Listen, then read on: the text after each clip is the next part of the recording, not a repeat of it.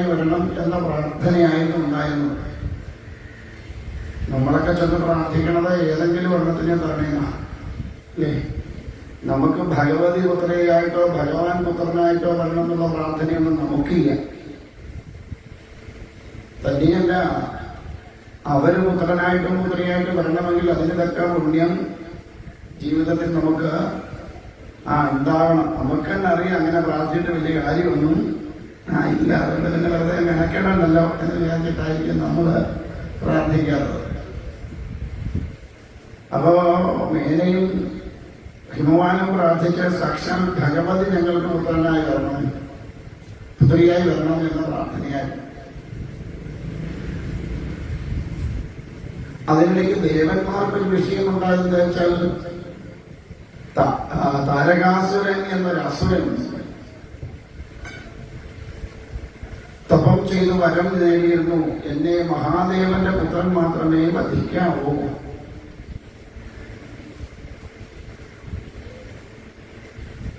ഭാര്യ കൂടിയില്ലാത്ത മഹാദേവൻ അല്ലെ, മഹാദേവൻ എങ്ങനെ പുത്രനുണ്ടാവും എന്നൊരു ചിന്ത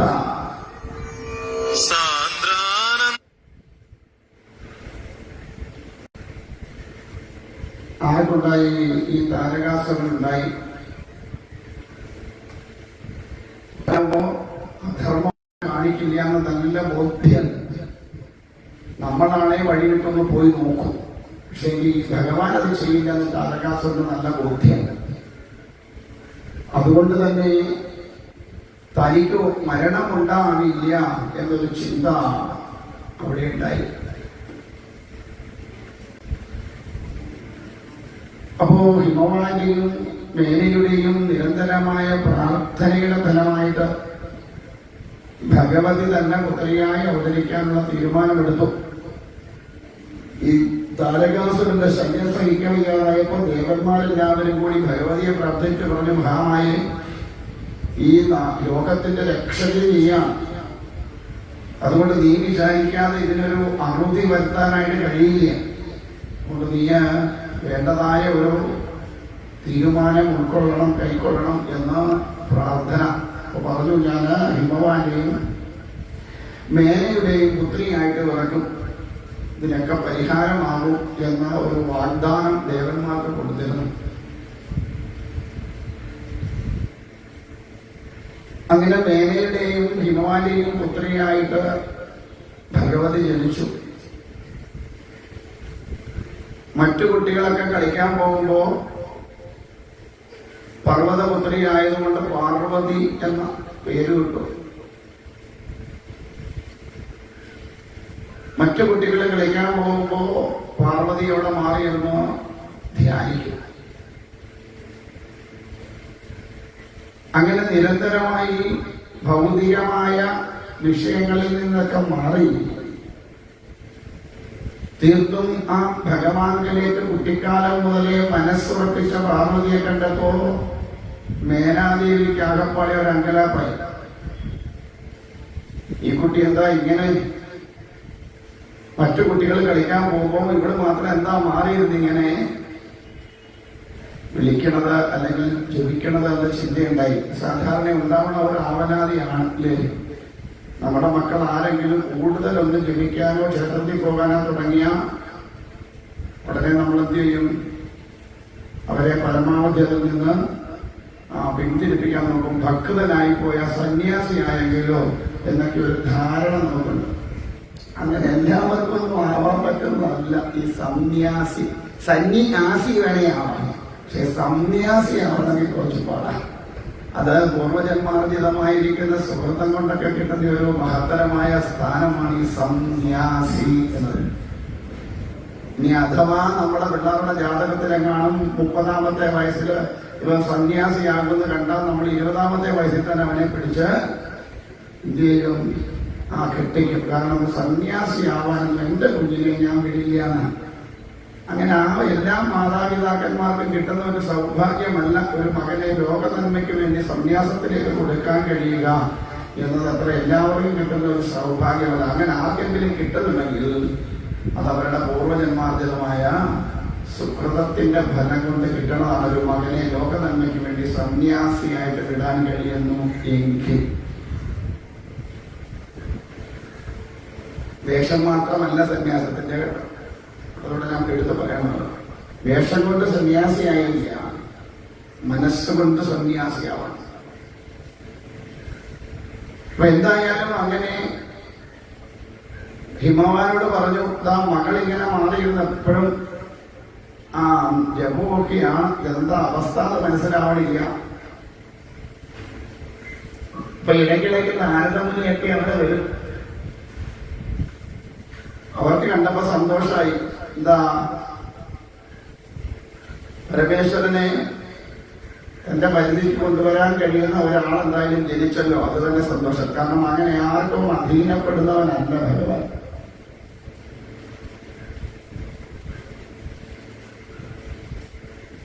അങ്ങനെ കാലങ്ങളെ കടന്നുപോയി. പാർവതീദേവി ഏതാണ്ട് യൗവനത്തിലേക്ക് കടന്നു. ഈ അവസരത്തില് പൂജയും വ്രതവും അനുഷ്ഠാനവും ഒക്കെ കഠിനമായി തുടങ്ങി. അങ്ങനെ മഹാദേവൻ ഒരിക്കല് ഹിമവാന്റെ ഒരു ശൃംഗത്തില് തപസ് ചെയ്യാനായിട്ട് വരാതെ അറിയിച്ചു. ഹിമവാനെ വിവരമറിയിച്ചു. ഹിമവാൻ ഇതിൽ പലൊരു സന്തോഷമില്ല. എന്താ, സാക്ഷാൽ ലോകൈകനാഥനായിരിക്കുന്ന മഹാദേവൻ തന്റെ സംഘത്തിലേക്ക് തപസ് ചെയ്യാൻ വരുന്നു എന്ന് കേട്ടപ്പോൾ അത്യധികമായ സന്തോഷം. അങ്ങനെ വേണം, സജ്ജനങ്ങൾ നമ്മുടെ വീട്ടിലേക്ക് വരുന്നു എന്ന് കേട്ടാൽ നമുക്ക് എന്തുണ്ടാവണമെന്ന്,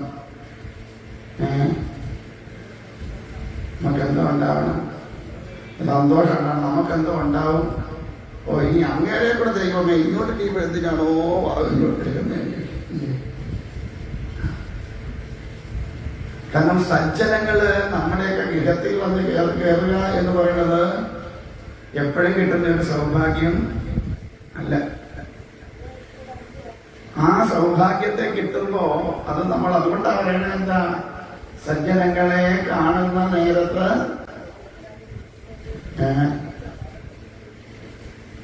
സജ്ജനങ്ങളെ കാണുന്ന നേരത്ത് എന്താ വേണമെന്നാ, എന്താ വേണേലും ലജ്ജ കൂടാതെ വീണു നമിക്കണം എന്ന് പറയും. കാരണം എന്താ, ഈ സജ്ജനങ്ങളെ അങ്ങനെ കണ്ടെത്തുക അത്ര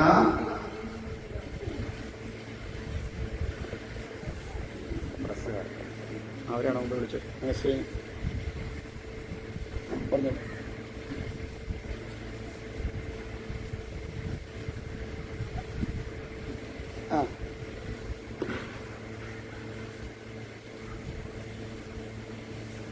എന്താണ്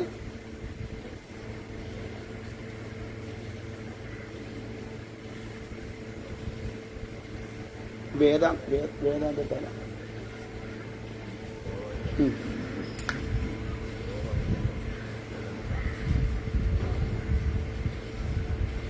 അതെ അതെ അതെ അതെ അതെ മറ്റേതെല്ലാം ക്ലിയർ ആയല്ലോ. ഓക്കെ ഓക്കെ ഓക്കെ ഓക്കെ ശരി.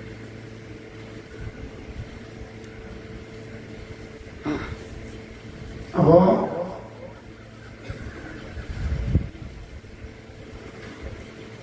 എന്തായിരുന്നു പറഞ്ഞ,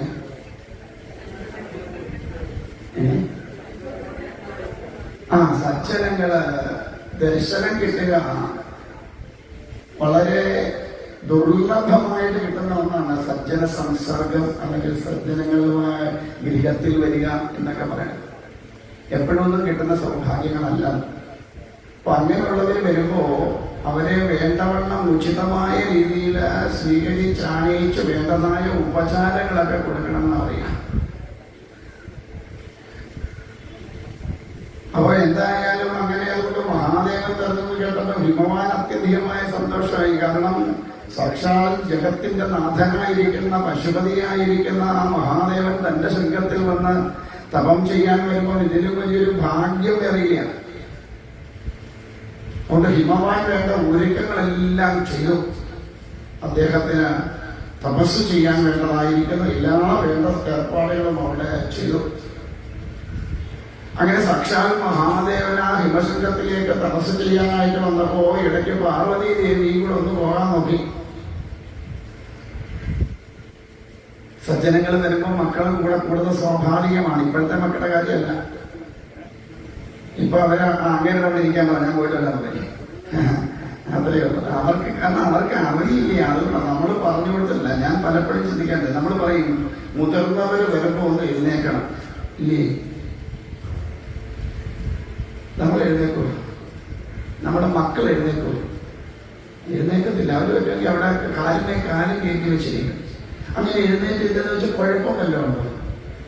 എന്തിനായി വരുന്നവർ മുതിർന്നവർ വരുമ്പോഴല്ല എഴുന്നേക്കണം? ഇത്ര നിയമം എന്തോ ഇതിന് അവര് ഒരു ബഹുമാനം. ഇപ്പൊ ബഹുമാനം എഴുന്നേറ്റാൽ മാത്രമേ ബഹുമാനമാവുള്ളൂ. മനസ്സിൽ പോലെ ബഹുമാനം. ഒരു മുതിർന്ന ആള് കയറി വരുമ്പോൾ നമ്മൾ അവിടെ കാലം കയറ്റിയിരുന്നാൽ സ്വാഭാവികമായിട്ടും അവരുടെ ഉള്ളിൽ എന്ത് തോന്നലുണ്ടാവും? അഹങ്കാരി എന്നൊരു തോന്നലുണ്ടാവും. ആ ചിന്ത ചിലപ്പോൾ നമുക്കത് ദോഷമായിട്ട് ബാധിക്കാം. എഴുന്നേറ്റല്ലോ, നല്ല കുട്ടി, ഒക്കെ സംസാരിക്കും, അവനാ സംസ്കാരമുണ്ട്. ഇനി മുതിർന്നവരും മാത്രം വരുമ്പോഴാണോ? ഗുരുക്കന്മാര് ഇവിടെ രാവിലെ ചിലപ്പോൾ ഞാൻ ഇങ്ങോട്ട് കയറി വരുമ്പോൾ താഴെ കൂടിക്കൊണ്ടിരിക്കുകയാണ്, ചാടി എഴുന്നേക്കുന്നതാണ്. ഞാൻ പറയാൻ എഴുന്നള്ളാൻ മതി. കാരണം ഒന്നാമതേ ഇരിക്കാൻ വയ്യ. ഇരുന്നാൽ പിന്നെ എഴുന്നേക്കാൻ വയ്യാത്തതൊക്കെ എന്നെ കാണാൻ ചാടി എഴുന്നേറ്റുള്ള അവസ്ഥ എന്നാലും ചൊല്ലി. അപ്പോൾ ഞാൻ പറയാം അവിടെ ഇരുന്നോളാൻ പറയും. എന്താ കാരണം? ആ ഇരിക്കുന്ന പീഠത്തിന്റെ മഹത്വമാണ്. എന്റെ മിടുക്കല്ല, ഈ ഇരിക്കുന്ന പീഠത്തിന്റെ മഹത്വം കൊണ്ടാണ്. അല്ല തൃക്കൊടുത്താനും വലിയ പുള്ളിയാണ്. തൃക്കൊടുത്താനും ഒരു പുള്ളിയല്ല. ആ ഇരിക്കുന്ന പീഠത്തിന്റെ മഹത്വം അതുകൊണ്ടാണ് നിങ്ങളൊക്കെ ആദരിക്കുന്നത്. ഇനി ഇവിടുന്നെല്ലാം പോയി കഴിഞ്ഞ ഒരു ദിവസം ഇവിടെ വഴി വെച്ച കണ്ടാൽ നിങ്ങൾ ഇപ്പൊ തരുന്ന ആദരവ് തരുമോ? തരുന്നില്ല. ഇങ്ങനെ ആവണി പോകണമെന്ന് പറയും. നമ്മൾ വശത്തോട്ടേ പോകണ്ടെന്ന് പറയും. അത്രയേ ഉള്ളൂ. ആ ഇരിക്കുന്ന പീഠത്തിന്റെ മഹത്വമാണ് നമ്മൾ ഓരോരുത്തർക്കും ആ സ്ഥാനത്തിന്റെ ആ ഒരു ഇതുകൊണ്ടാണ് നമ്മൾ അവരെ ആദരിക്കുകയും ബഹുമാനിക്കുകയും ഒക്കെ ചെയ്യണത്. സ്ഥാനം പോയി കഴിഞ്ഞാൽ പിന്നെ ഒന്നും ഇല്ല. അപ്പോ ഇവിടെ ആ കുട്ടിയായിരിക്കുന്ന കുട്ടിയെന്ന് പറയാൻ പറ്റില്ല, എന്നാലും യൗവനത്തിലേക്ക് കിടന്ന പാർവതി ദേവിയും കൂടി മഹാദേവന്റെ അരികിലേക്ക് ഒന്ന് ചെന്നു. മഹാദേവനെ കണ്ടപ്പോഴേ മനസ്സിലായി ഇവൾ എന്നെ കുഴപ്പിക്കുന്നു. അല്ലേ? ചിലതിനെ കാണുമ്പോഴേ അറിയാം കുഴപ്പമൊന്നും അതോ കുഴപ്പമൊന്നും ഇല്ലാത്തതാണ്. അതുകൊണ്ട് ഭഗവാനോട് പറഞ്ഞു, ഇവളെ ഇങ്ങോട്ട് ഇനിയും കൊണ്ടുവരണ്ട. എന്താ കാരണം? സ്ത്രീ സംസർഗം എനിക്ക് അത്രയ്ക്ക് ഇഷ്ടമുള്ള കാര്യമല്ല. ഞാൻ തപസ്സിന് വന്നതുകൊണ്ട് സ്ത്രീകളുടെ സാന്നിധ്യം തപസ്സിന് വിഘ്നം ഉണ്ടാക്കിയേക്കാം. അതുകൊണ്ട് ഇങ്ങോട്ട് കൊണ്ടുവരേണ്ട കാര്യമൊന്നുമില്ല എന്ന് പറഞ്ഞു. പക്ഷേ പാർവതി ദേവി അങ്ങോട്ട് വിടാൻ തയ്യാറായില്ല മഹാദേവൻ. പാർവതി ദേവി ചോദിച്ചു, എന്നെ കണ്ടാൽ ഉടനെ ഇടകുന്ന തപസ്സാണോ അങ്ങേടേത്? ഒരു സ്ത്രീയെ കണ്ടാൽ ഇടകുന്ന തപസ്സാണ്. പിന്നെ എന്തിനാ അങ്ങ് തപസ്സിലിരിക്കണേ? ഈ പ്രപഞ്ചമില്ലെങ്കിൽ, ഈ പ്രകൃതി ഇല്ലെങ്കിൽ അങ്ങ് പിന്നുണ്ടോ? അപ്പൊ അതുകൊണ്ട് പ്രകൃതിയായിരിക്കുന്ന എന്നെ ഇത്രയ്ക്ക് ഭയം. മഹാദേവന് പ്രത്യേകിച്ച് മറുപടി ഒന്നും പറയാനുണ്ടായില്ല. അപ്പൊ പറഞ്ഞു, എപ്പോഴും വരണ്ട, വല്ലപ്പോഴും വേണ്ടി ഒന്ന് വന്നേച്ച് പൊക്കമുണ്ട്. ആ ഒരു അനുമതി കിട്ടിയപ്പോ പാർവതിക്ക് മനസ്സിലായി ഇനിയും എപ്പോ വന്നാലും വലിയ കുഴപ്പമൊന്നും ഉണ്ടാവാൻ പോണില്ലാന്ന് ബോധിച്ചതുകൊണ്ട് പാർവതി ദേവി നിത്യം എന്ത് ചെയ്യാൻ തുടങ്ങി? ഭഗവാന്റെ അരികിൽ ചെന്ന് ഭഗവാന്റെ പാതാരബന്ധങ്ങളെ കഴുകി ഭഗവാന്റെ പാതാരബന്ധങ്ങളിൽ കൂവളത്തിരകൾ കൊണ്ടൊക്കെ അർച്ചന ചെയ്ത് നിരന്തരമായ ഒരു സാമീപ്യം അവിടെ ഉണ്ടാക്കിയിട്ടില്ല. പക്ഷെ ഭഗവാൻ ഇതൊന്നും അറിയില്ല. ധ്യാനത്തിലേക്ക് മുഴുകിക്കഴിഞ്ഞാൽ ഭഗവാൻ പൂർണ്ണമായിട്ടും പ്രപഞ്ചവുമായി ലയിച്ചു ചേർന്ന് കഴിഞ്ഞാൽ പിന്നെ അവിടെ വേറൊന്നും അറിയില്ല. നമ്മളൊക്കെ ധ്യാനിക്കാനൊക്കെ ഇരിക്കില്ലേ, നമ്മളൊക്കെ ധ്യാനിക്കാതിരിക്കുമ്പോൾ കയ്യൊക്കെ ഇങ്ങോട്ട് ചെന്മുദ്രയൊക്കെ അങ്ങോട്ട് പിടിച്ച് അങ്ങോട്ട് നിവർന്നിരുന്ന് കണ്ണുമൊക്കെ അടച്ചിരിക്കുന്ന ഇരിപ്പുണ്ട. നമ്മൾ ഇപ്പൊ എവിടെ പോകുന്നു? അങ്ങ് മണ്ടയ്ക്ക് പോകുന്ന പരുവത്തിലാണ് നമ്മൾ ഇരിക്കണേ. ആരെങ്കിലും വന്ന് ചേട്ടോ ചേച്ചിയോ ഒന്ന് വിളിക്കണം. അതോടുകൂടി ഇത് നമ്മുടെ ധ്യാനവും ജപമൊക്കെ ഇല്ലേ? കാരണം എല്ലാം പുറത്തോട്ടാണ്. ഇന്ദ്രിയങ്ങൾ മുഴുവൻ നമ്മുടെ കാൽപ്പടെ കണ്ണ് മാത്രമേ അടച്ചിട്ടുള്ളൂ, ബാക്കി മുഴുവൻ പുറത്തോട്ടാണ്. തപസ് ധ്യാനം എന്നൊക്കെ എന്താ? ഇന്ദ്രിയങ്ങളെ ഉൾവലിച്ചുകൊണ്ട് തന്നിലേക്ക് തന്നെ ഒതുങ്ങിക്കൂടലാണ് തപസ്. പ്രപഞ്ചങ്ങളുമായി പ്രാപഞ്ചികമായിരിക്കുന്ന വിഷയങ്ങളുമായിട്ടൊന്നും യാതൊരു പുറത്ത് എന്ത് നടന്നാലും ധ്യാനിക്കുന്നവൻ അറിയില്ല. ശരിയായിട്ട് ധ്യാനിക്കാം നമ്മളൊക്കെ അറിയില്ല. നമുക്കൊക്കെ അത്രയേ ഉള്ളൂ ധ്യാനത്തിന്റെ പവർ. അതുകൊണ്ടാണ് എന്നിട്ട് ചൊല്ലി പറയും, ഞാൻ എത്ര വർഷമായിട്ട് ഈ മന്ത്രം ജപിക്കാൻ അറിയാമോ? ഇതുവരെ എന്താണെന്നറിയത്തില്ല സ്വാമി, ഒരു ഗുണം കിട്ടിയില്ല. എത്ര കാലം കൊണ്ട് ഞാൻ അമ്പലത്തിൽ പോകുന്നറിയാമോ? ഒരു ഇതുമില്ല സ്വാമി. എന്താ ഇപ്പോഴും ദുരിതം അങ്ങോട്ട് മാറണില്ല. എന്താ ദുരിതം മാറാത്ത? അമ്പലത്തിൽ പോണേ അതുപോലെ. അതുകൊണ്ട് അവിടെ ചെന്ന് കാണിക്കണത് അതുപോലെ. അതുകൊണ്ട് നമ്മൾ എത്ര പേര് അമ്പലത്തിനകത്ത് കയറിയ സംസാരിക്കാതെ നിൽക്കും? ഇത്രയും ദിവസം വരാത്ത ഒരാളെ ഇന്ന് അവിടെ തൊഴാൻ കണ്ടാൽ നമ്മളെ ചെന്ന് ആദ്യം എന്താ ചെയ്യുക? അവര് മനസ്സ് അറിഞ്ഞ് ജീവിച്ചുകൊണ്ടിരിക്കുക, അല്ലെ പ്രാർത്ഥിച്ചുകൊണ്ടിരിക്കുക. അന്നേരം നമ്മൾ ഇന്നിപ്പോൾ ഓളത്തൊക്കെ വന്നു കൊടുക്കും.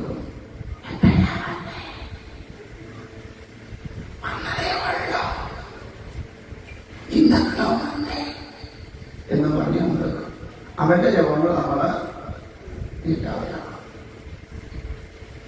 ഇനി അതല്ലെങ്കിലോ പുറത്തോടെ രണ്ടുപേർ ഒന്നിച്ച് നടന്നു പോയാൽ എന്തായിരിക്കും കൂടുതൽ പറയുക? മറ്റുള്ളവരുടെ വിഷയങ്ങളായിരിക്കും. ഇല്ല, നമ്മള് പൂർണ്ണമായിട്ടും ഭഗവതിയിലേക്ക് മനസ്സ് കൊടുത്ത് നമ്മള് നടന്ന് പ്രദക്ഷിണം വയ്ക്കാറുണ്ടോ? അതുകൊണ്ടാണ് നമ്മൾ ക്ഷേത്രത്തിൽ പോയി അവര് തക്കതായ ഗുണം നമുക്ക് കിട്ടാതെ.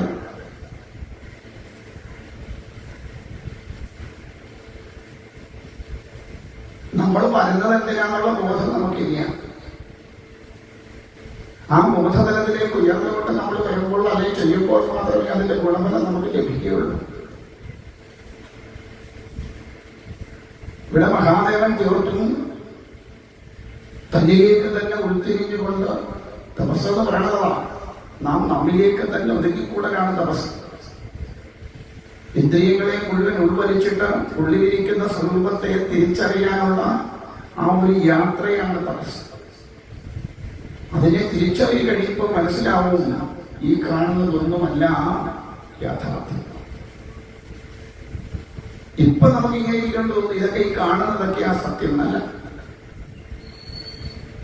ഈ കാണുന്നതൊന്നും സത്യമല്ല. പറയും, ഞാൻ എന്റെ കണ്ണുകൊണ്ട് കണ്ടതാണ്.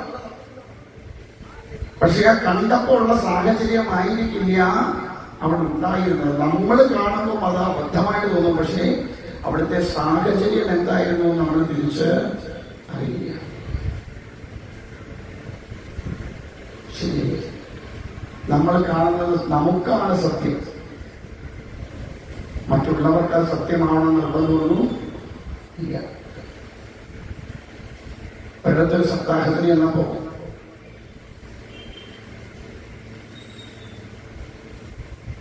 പെൺകുട്ടി എന്ന് വേണമെങ്കിൽ പറയാം, 32, 33 വയസ്സുണ്ട്. സപ്താഹം കഴിഞ്ഞ ദക്ഷിണേക്ക് മേഖലകളെല്ലാം മൂളവും കെട്ടി പാക്ക് ചെയ്തിട്ട് പോകാനായിട്ടെല്ലാം പെട്ടിയെടുത്തപ്പോ ഭാര്യയും ഭർത്താവും കൂടെ അങ്ങോട്ട് വന്നു. ഒരു 2 മിനിറ്റ് ഞങ്ങൾ ഈ സംസാരിച്ചപ്പം വളരെ ഒറ്റ കരച്ചിലും വന്ന് എന്നെ കെട്ടിയൊരു പിടുത്തമുള്ള കെട്ടിപ്പിടിച്ചെന്നെ നിന്ന് കരയുകയാണ്. ഞാനാകപ്പാടെങ്ങ സ്തബ്ധനായി. അവസാനം തത്തിക്കുട്ടി നമ്മൾ എഴുന്നേക്കുണ്ടായെന്ന് പറഞ്ഞിട്ട് പിടിച്ചു മാറ്റി. ഞാൻ പറഞ്ഞ് എടി ഇവൻ ഇപ്പോ നിന്റെ കൂടെ ഉള്ളത് ഭാഗ്യം. നീ എന്നെ ഇങ്ങനെ കെട്ടിപ്പിടിച്ച് നിൽക്കുന്നത് കണ്ടോണ്ട് അവൻ കയറി വരുന്നെങ്കിൽ എന്തായിരിക്കും അവസാനം?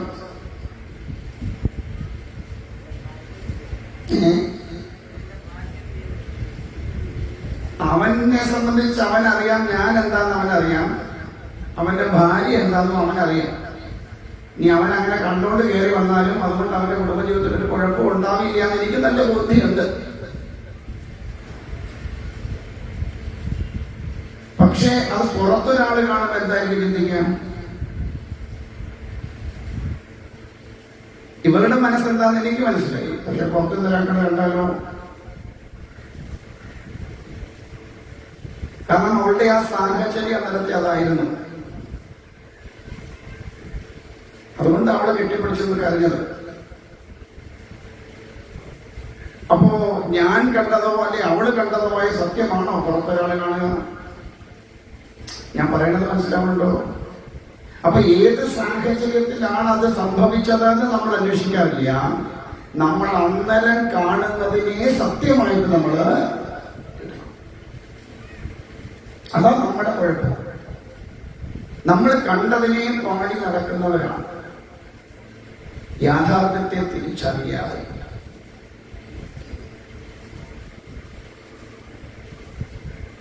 അപ്പൊ ഓരോന്നും നമ്മൾ കാണുന്നതും അറിയുന്നതും കേൾക്കുന്നതും ഒന്നുമല്ല യാഥാർത്ഥ്യം. അതിന്റെ നിജസ്ഥിതി മറ്റെന്തെങ്കിലും ആവും എന്ന് ചിന്തിക്കാൻ നമുക്ക് കഴിയാറില്ല. കാരണം അതിനുള്ള ആ ഒരു മാനസികമായ വികാസം നമുക്കുണ്ടായിട്ടില്ല. നമുക്ക് എന്തിലും ഏതിലും എന്ത് കണ്ടുപിടിക്കാനേ നോക്കാറുള്ളൂ? കുരുട്ട് കണ്ടുപിടിക്കാനേ നോക്കാറുള്ളൂ. ഇപ്പൊ ഈ പറഞ്ഞ പോലെ ഇവിടെ വന്നു ഒരു 7 ദിവസം അടുപ്പിച്ച് ഏതെങ്കിലും ഒരു പെണ്ണ് എന്നോട് ഇച്ചിരി ഏറെ നേരം സംസാരിക്കട്ടെ, എന്ത് പറയും? കാണുന്നവരെന്തായിരിക്കും പറയാ? അവള് സ്വാമിയായിട്ടുള്ളതൊക്കെ ഉണ്ട് എന്നല്ലേ പറയുള്ളൂ. ആണോ ഇല്ലേ? ചിന്തിച്ചു നോക്കൂ. അല്ലെങ്കിൽ അവരെന്താ ഇത്രയും ദിവസം അവർ വന്ന് പറഞ്ഞത്, അല്ലെങ്കിൽ അവരെന്തുകൊണ്ടാണ് ആ പിന്നെ വ്യക്തിയോട് ഇത്രമാത്രം അടുപ്പം കാണിച്ചതെന്ന് ചിന്തിക്കാനുള്ള ബോധം നമുക്ക്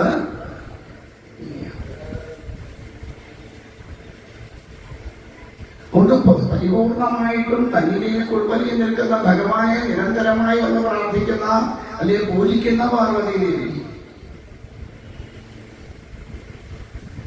ആ ഭഗവതി അങ്ങനെ ഇടയ്ക്കിടയ്ക്ക് വന്നു പോണത് ദേവേന്ദ്രൻ അറിഞ്ഞു. കാരണം ഈ ലോകത്തിന്റെ നന്മയ്ക്ക് വേണ്ടി താരകാസുരനെ നിഗ്രഹിക്കണമെങ്കിൽ പാർവതി ദേവിയെ ആര് വിവാഹം കഴിക്കണം? സാക്ഷാൽ മഹാദേവൻ തന്നെ സ്വീകരിച്ചേ മതിയാവും. പണ്ടേ നാരദമുനി എന്ന് പറഞ്ഞിട്ടുണ്ട്. ആരുടെ? ഹിമവാനോട്. പാർവതിയെ കൊടുക്കുന്നെങ്കിൽ ആർക്ക് കൊടുക്കണം? മഹാദേവന് തന്നെ കൊടുക്കണം. അത് പ്രകൃതിയുടെ നിയതിയാണ് എന്ന് പറഞ്ഞു വെച്ചിട്ടുണ്ട്.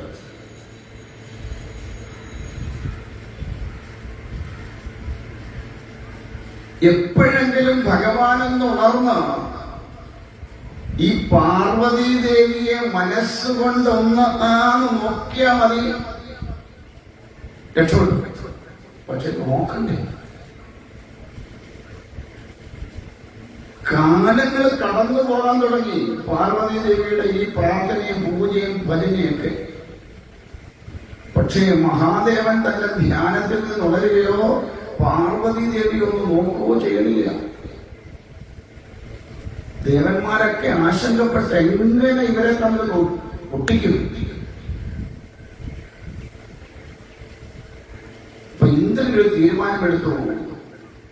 കാമദേവനെ അവിടെ പറയണ്ട, അവിടെ ഹിമവതി ദേവിക്ക് എപ്പോഴെങ്കിലും ഭഗവാൻ കണ്ണു തുറന്ന് പാർവതിയെ ഒന്ന് നോക്കുന്ന നിമിഷം എന്ത് വേണം?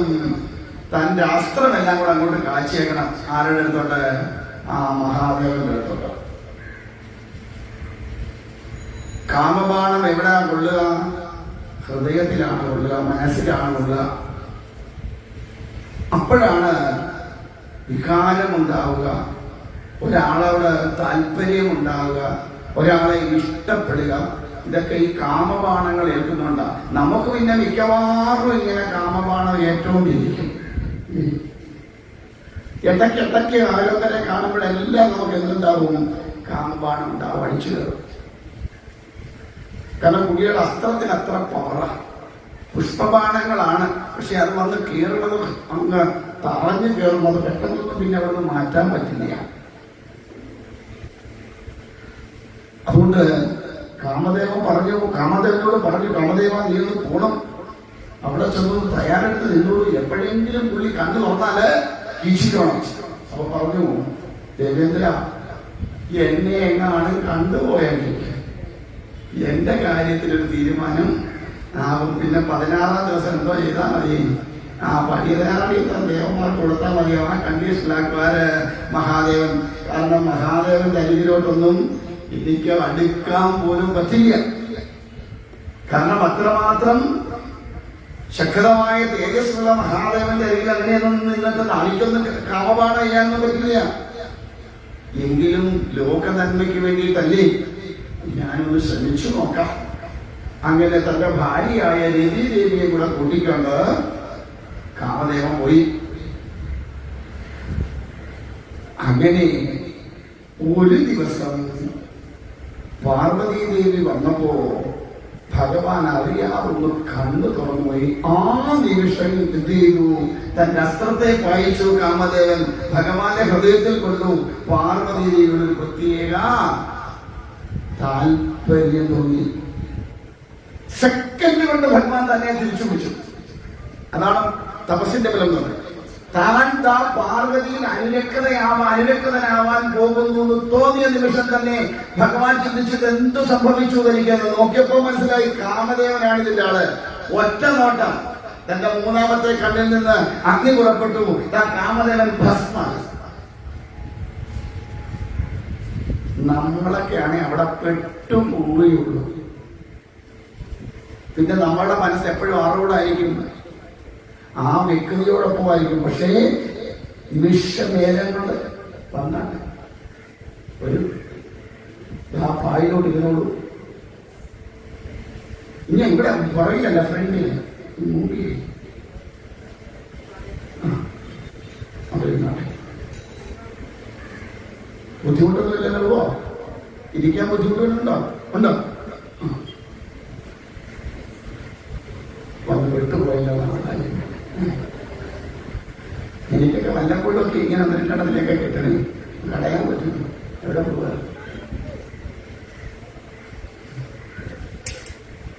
ഞാൻ അവിടെ വിചാരിച്ചു എന്നെയും വിളിച്ച് അവിടെ കാണാൻ വിളിച്ചാൽ അവര് നേരത്തെ മുങ്ങിക്കണം. അപ്പോ നിമിഷ നേരം കൊണ്ട് ഭഗവാൻ തന്റെ മനസ്സിനെ, തന്റെ ഇന്ദ്രിയങ്ങളെ നിയന്ത്രിച്ചു.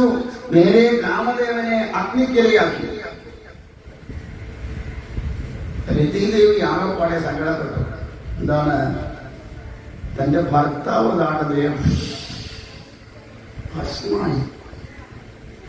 എന്താ ചെയ്യാ? ദേവന്മാർക്ക് വേണ്ടി ഇറങ്ങി പുറപ്പെട്ടിട്ട് താൻ എന്തായി? വിധവയായിട്ട് മാറി. താനിനി എന്തിനാണ് ജീവിക്കണത്? വേഗം മഹാദേവന്റെ കാൽക്കലേക്ക് വേണ്ടി ചോദിച്ചു, ഭഗവാനെ, ലോക നന്മയ്ക്ക് വേണ്ടി ഇറങ്ങി പുറപ്പെട്ട എന്റെ ഭർത്താവിനെ വെറും ചാമ്പലാക്കി മാറ്റിയെന്ന്. ലോകത്തിലെ ഏറ്റവും വലിയ ദുഃഖം ഏതാണ്?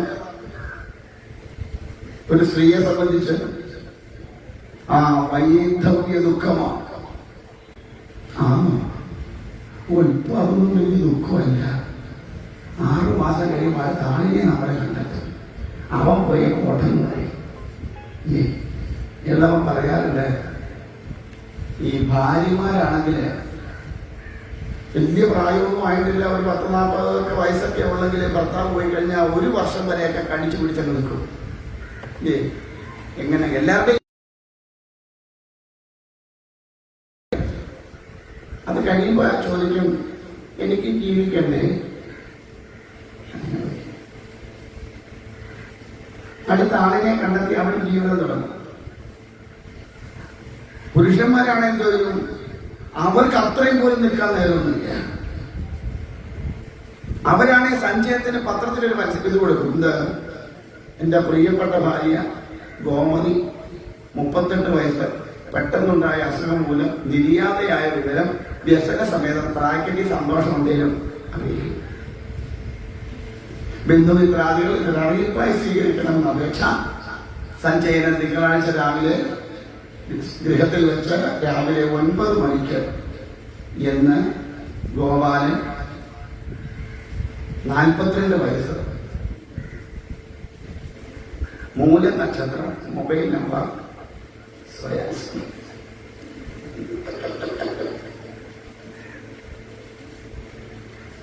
ഇന്ന് കാലം അങ്ങനെയായി.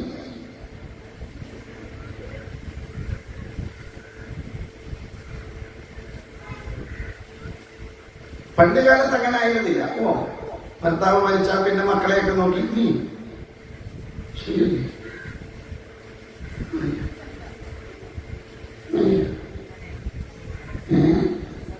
പണ്ടൊക്കെ അങ്ങനെ ആയിരുന്നു. ഇപ്പൊ അങ്ങനൊന്നുമില്ല. ഇപ്പൊ പിന്നെ ഇനിയിപ്പോ വൈദ്യത്തിന്റെ പ്രശ്നവും വരുന്നില്ല. എന്താ കാരണം? 6 മാസം ഒരുത്തന്റെ കൂടെ താമസിക്കും, പറ്റുമോ നോക്കും. പറ്റിയില്ലെങ്കിൽ അടുത്ത ആളിന്റെ കൂടെ 6 മാസം താമസിക്കും. അവരുടെയും കൂടെ പറ്റില്ല, അടുത്ത മാസം 6 മാസം അടുത്ത ആളിന്റെ കൂടെ താമസിക്കും. അങ്ങനെ കാലമൊക്കെ നോക്കണം. പിന്നെ വലിയ പ്രശ്നമൊന്നുമില്ല. ഇപ്പൊ ലിവിങ് ടുഗദറാണല്ലോ എല്ലാം. പിന്നെ എന്തായാലും നിയമമുണ്ട്. ആർക്ക് വേണേലും, ആരോടെ വേണേലും, എപ്പോ വേണേലും 2 പേർക്ക് സമ്മതമാണെങ്കിൽ താമസിക്കാൻ ആർക്കും തടയാൻ പറ്റില്ല. ഇനിയിപ്പോ ഇതിൽ കൂടുതലൊരു സൗഭാഗ്യം വേറെ എന്താ വേണ്ടി? നമുക്കൊക്കെ ഇത് കിട്ടാൻ നമ്മൾ നോക്കിയിരിക്കായിരുന്നു. എന്തായാലും രതിദേവി ആകപ്പാടെ സങ്കടപ്പെട്ട് ചോദിച്ചു, തനിക്കുണ്ടായിരിക്കുന്ന ഈ വൈധവ്യത്തിന് എന്തെങ്കിലും ഒരു പരിഹാരം ഉണ്ടോ? അങ്ങ് അറിഞ്ഞതല്ലേ, അങ്ങയുടെ ഭാര്യയായിരിക്കുന്ന സതീദേവി മരണപ്പെട്ടു കഴിഞ്ഞപ്പോ അങ്ങ് എത്രമാത്രം ദുഃഖം അനുഭവിച്ചു. അതുപോലെയല്ലേ എനിക്ക് എന്റെ ഭർത്താവ് നഷ്ടപ്പെട്ടപ്പോ ഒരു സ്ത്രീയെ സംബന്ധിച്ച് അവരുടെ ആലംബം എന്ന് പറയുന്നത് ആരാ? ഭർത്താവാണ്. ആ ഭർത്താവിനെ നഷ്ടപ്പെട്ടാലും പിന്നെ അവൾക്ക് എന്ത് ആലംബമാണുള്ളത്? അതുകൊണ്ട് എന്റെ ഭർത്താവിനെ എനിക്ക് തിരിച്ചു തരണം. കാരണം അദ്ദേഹത്തിന്റെ സ്വാർത്ഥ താല്പര്യത്തിന് വേണ്ടിയിട്ടല്ല ഇവിടെ വന്നത്. അതുകൊണ്ട് എന്റെ ഭർത്താവിനെ എനിക്ക് തിരിച്ചു തരണം. ഭഗവാൻ പറഞ്ഞു, ഇപ്പോ സാധ്യമല്ല. എന്താ കാരണം? ഇനി ഒരു കാലം വരും. ദ്വാപര യുഗത്തില് ശ്രീകൃഷ്ണ ഭഗവാന്റെ പുത്രനായിട്ട് നിന്റെ ഭർത്താവ് കാമദേവൻ ജീവിക്കും. അന്ന് നിനക്ക് അവനെ സ്വീകരിച്ചവരോടൊപ്പം ജീവിക്കാം.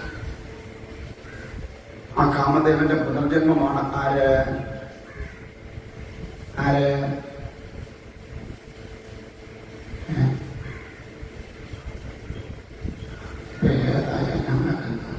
കിട്ടന്റെ കൊച്ച് നമുക്ക് വലിയ ഉത്തരവാദിത്തമില്ല. പ്രദ്യുമ്നൻ.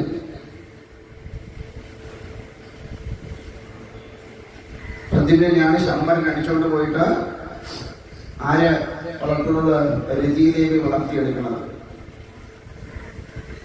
അപ്പൊ എന്തായാലും അങ്ങനെ അനുഗ്രഹം കൊടുത്തു.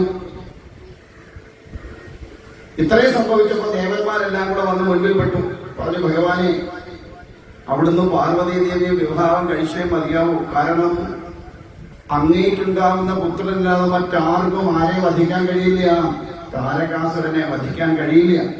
അതുകൊണ്ട് അവിടുന്ന് ലോക നന്മയ്ക്ക് വേണ്ടിയിട്ട് അങ്ങ് ലോകയുടെ രക്ഷകനാണ്. ഈ ലോകത്തിന് മുഴുവൻ നാഥനായി നിൽക്കുന്ന അങ്ങ് നിസ്സംഗത പാലിച്ചാൽ ഈ ആസുരി ഭാവം കൊണ്ട് ലോകം നശിച്ചു പോകും. അതുകൊണ്ട് അവിടുന്ന് അതിന് വേണ്ടതായിരിക്കുന്ന ഒരു മനസ്സ് കാണിച്ചേ മതിയാവൂ എന്ന് ദേവന്മാരെല്ലാം കൂടി പ്രാർത്ഥിച്ചു. പ്രാർത്ഥനയൊക്കെ കേട്ടപ്പോൾ ഭഗവാനും വിചാരിച്ചു, ശരി, എല്ലാ പാർവതിയെ വിവാഹം കഴിച്ചു. വേഗം തന്നെ ബ്രഹ്മാവിനെ ഹിമവാന്റെ അരികിലേക്ക് പറഞ്ഞു വിട്ടു. പാർവതി ദേവിയെ വിവാഹം കഴിക്കാൻ തനിക്ക് താല്പര്യമുണ്ട്. അതിന് വേണ്ടതായ നടപടികൾ സ്വീകരിച്ചോളൂ. ഹിമവാന് കേട്ടപ്പോൾ സന്തോഷമായി. പക്ഷെ മേനാദേവിക്ക് അത്രയ്ക്ക് അങ്ങോട്ട് സന്തോഷം തോന്നിയില്ല. എന്താ കാരണം? ഇങ്ങനെ തപസ്സിന് വന്നപ്പോഴേ കണ്ടതാ. കുളിക്കത്തുമില്ല, നനയ്ക്കത്തുമില്ല. എല്ലാം കൂടെ വാരിക്കെട്ടി ജടയായിട്ട് അവിടെ വെച്ചിട്ട് പിന്നെയോ കഴുത്തേല് പാമ്പും കയ്യിലൊരു ശൂലവും ദേഹം മുഴുവൻ രുദ്രാക്ഷവും പിന്നെ അതിന്റെ കൂടെ വേണ്ട ആ കിടക്കുന്നതാന്ന് പറഞ്ഞിരിക്കുന്ന ഇരിക്കും പോലെ എന്റെ കൊച്ചിനെ കെട്ടിച്ചു വിട്ടാൽ അവളൊക്കെ എങ്ങനെ സന്തോഷം ഉണ്ടാവും. അത് മേനാദേവി അത്ര വലിയ സന്തോഷം തോന്നിയില്ല.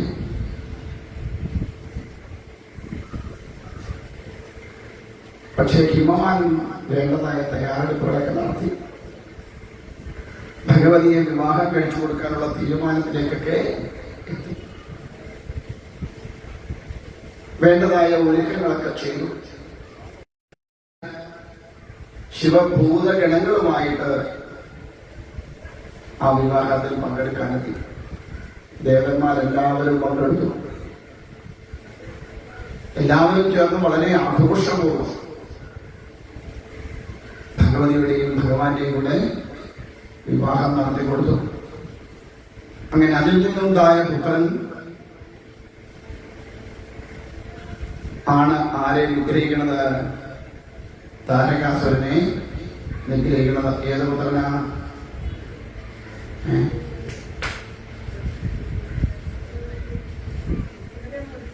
സുബ്രഹ്മണ്യൻ. അങ്ങനെ താരകാസുരന്റെ ശല്യവും തീർന്നു. ഭഗവാനും ശക്തിയായിരിക്കുന്ന പാർവതീദേവിയും കൂടി ഒന്നിച്ച് ലയിക്കുകയും ചെയ്തു.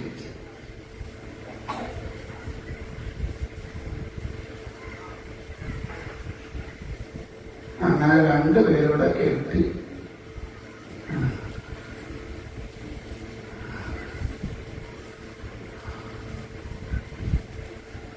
നമ്മളും കെട്ടി. പക്ഷെ അവരുടെ ജീവിതവും നമ്മളെ ജീവിതവും കൂടെ ഒന്ന് താരതമ്യം ചെയ്ത് നോക്കി.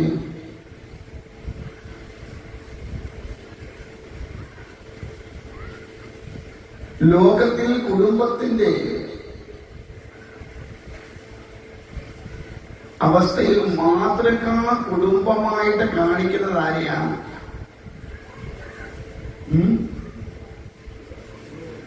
ശിവകുടുംബം. എന്താണ് ഈ നാരായണനെ ലക്ഷ്മിയൊന്നും അതിനകത്ത് പെടുത്തിയില്ലല്ലോ? എന്താ ശിവനെ ആ കുടുംബത്തിന്റെ ഇത് മാതൃകയാക്കാൻ പറയാൻ കാര്യം?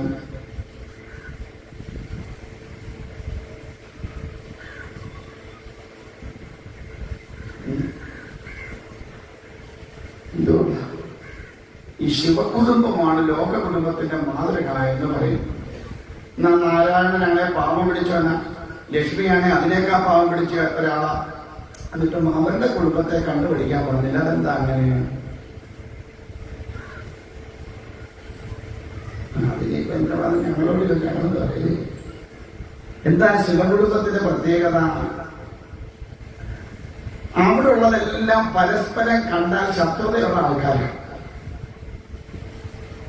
അല്ലേ? പാർവതീദേവിയുടെ വാഹനം എന്തുവാ? പാർവതിയുടെ വാഹനം പുലി. ഭഗവാന്റെ വാഹനം എന്തുവാ? കാള. മുരുകന്റെ വാഹനം എന്തുവാ? മയില്. ഗണപതിയുടെ വാഹനം എന്തുവാ? ഭഗവാന്റെ കഴുത്തെ കിടക്കുന്നത് എന്തുവാ? നല്ല ബന്ധത്തിലുള്ളവരല്ലേ എല്ലാരും. കാളെ കണ്ടാ പുലി വിടുവോ? വിടുവോ?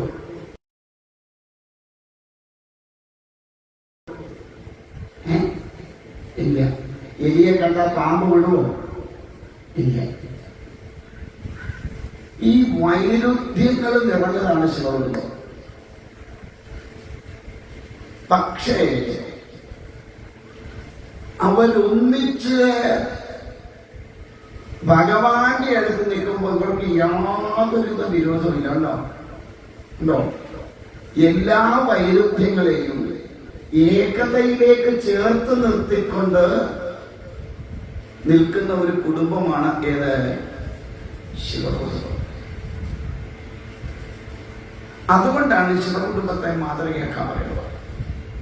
എന്ന് വെച്ചാൽ എന്തെല്ലാം വൈരുദ്ധ്യങ്ങൾ പരസ്പരം ഉണ്ടെങ്കിലും അത് കുടുംബത്ത് വന്നു കഴിയുമ്പോ ഇതൊന്നും ഉണ്ട്. അതൊക്കെ പുറത്ത്. കുടുംബത്തിനകത്ത് കയറി കഴിഞ്ഞാൽ സർവ്വ വൈരുദ്ധ്യങ്ങളും പറഞ്ഞ് എങ്ങനെ ജീവിക്കണം? ഒന്നായിട്ട് ജീവിക്കണം. എങ്കിലേ കുടുംബം ഉയർച്ചയിലേക്ക്. പരസ്പരം തള്ളി തീരുന്ന മക്കളും അച്ഛനും അമ്മയാണെങ്കിൽ ആ കുടുംബത്തിന് ഐശ്വര്യം ഉണ്ടാവുമോ? ഉയർച്ച ഉണ്ടാവുമോ? ഇല്ല. വൈരുദ്ധ്യങ്ങൾ ഒരുപാടുണ്ടാവാം. പക്ഷെ അത് മുഴുവൻ ഗൃഹത്തിന് പുറത്ത് വെച്ചിട്ടേ ഗൃഹത്തിനകത്തോട്ട് കയറാവും. ഈ വൈരുദ്ധ്യങ്ങളെല്ലാം ഒത്തുചേർന്നപ്പോൾ നിൽക്കുമ്പോൾ എന്തുണ്ട് അവിടെ? ശാന്തിയും സമാധാനം. പിടികിട്ടിയോ? അപ്പൊ ഇനി എന്താ ഇവരുടെ കല്യാണം? ഇന്നലെ പറഞ്ഞു, ശിവനും ശക്തിയും കൂടി ഒന്നകലാണ്. നമ്മുടെയൊക്കെ വിവാഹം അത് തന്നെ. എന്തിനു വേണ്ടി? പ്രപഞ്ചത്തിന്റെ നിലനിൽപ്പിന് വേണ്ടി സൃഷ്ടി നടക്കണം. അതിനു വേണ്ടിയിട്ടാണ്. അപ്പൊ അതുകൊണ്ട് ശിവനും ശക്തിയും ഒന്നു ചേർന്ന് നിൽക്കുമ്പോൾ മാത്രമേ പ്രകൃതിക്ക് നിലനിൽപ്പുള്ളൂ. മുങ്ങിയാലും വില്ലന്മാരും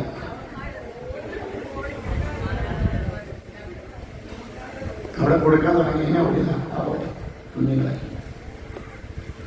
നമ്മളവിടെ നല്ലതായി പിള്ളേരുടെ കാര്യം. ഇവിടെ എന്താ നടക്കുന്നതെന്ന് പോലും അറിയാൻ എത്ര പേരുണ്ടാവും?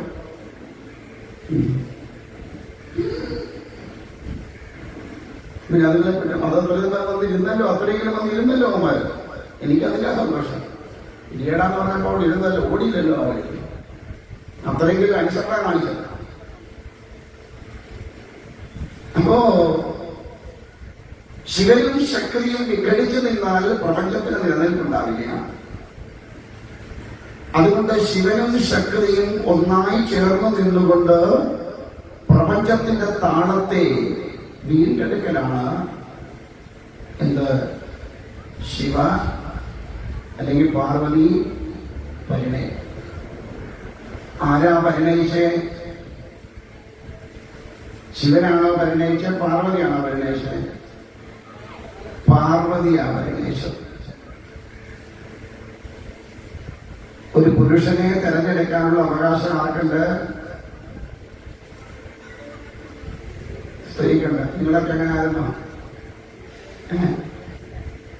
കൊടുക്കടി തലാന്ന് പറഞ്ഞപ്പോ തലയെ കൊണ്ട് വിളിച്ചു കൊടുത്തു, അങ്ങേര് കെട്ടി കുടുക്കിട്ടു, നമ്മൾ വിട്ടു.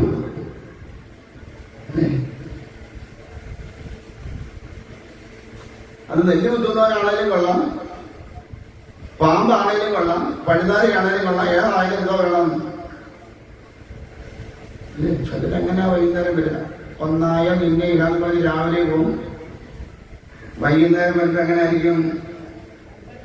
രണ്ട് മൂന്നായിട്ട് കണ്ടെന്നിഹ എന്ന് പറഞ്ഞ് റോഡിലും വീതി പോരാ അല്ലേ? മതിലെല്ലാം പൊളിച്ചോണ്ട് നമ്മള്.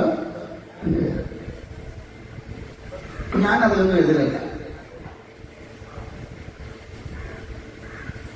ഞാനതിലൊന്നും എതിരല്ല. കാരണം രാവിലെ മുതൽ വൈകുന്ന വരെ കഷ്ടപ്പെട്ടിട്ട് തന്റെ ക്ഷീണം മാറാൻ വേണ്ടി അത് കഴിച്ചാലേ ക്ഷീണം മാറുമെന്ന് ചോദിച്ചാൽ അതൊന്നും ആണെന്നും ഞാൻ പറയില്ല. സകലം കഴിച്ചിട്ട് വരുന്നതിൽ തെറ്റൊന്നും ഞാൻ പറയില്ല. ഞാൻ ഒരു കാര്യത്തിലേ എതിരുള്ളൂ. നിന്നെ ആശ്രയിച്ച് ജീവിക്കുന്ന ഒരു കുടുംബമുണ്ട് എന്നുള്ള ബോധം നിനക്ക് ഉണ്ടാവണം. 1000 രൂപയ്ക്ക് പണിയെടുക്കുമ്പോൾ 750 രൂപയ്ക്ക് നിന്റെ സുഖത്തിന് മറ്റേതും കഴിച്ചു കഴിഞ്ഞിട്ട് വന്നിട്ട് 250 രൂപ ലോട്ടറി എടുത്ത് അല്ലെങ്കിൽ വേറെ എന്തെങ്കിലും കളയിച്ച് ഇവിടെ വരുമ്പോ അതിനോട് യോജിക്കാൻ എനിക്ക് പറ്റില്ല. നീ 1000 രൂപയ്ക്ക് പണിയെടുക്കുന്നുണ്ടെങ്കിൽ 250 രൂപ നീ എടുത്തോ.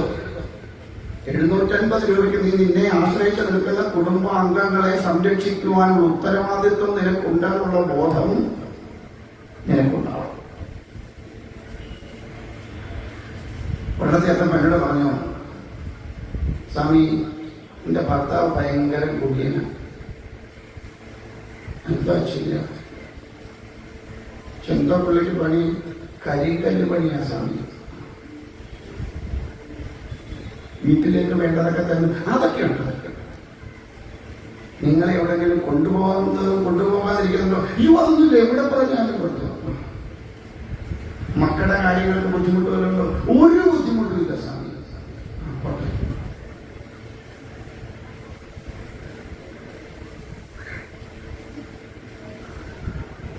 അത് ഉറങ്ങുമോ?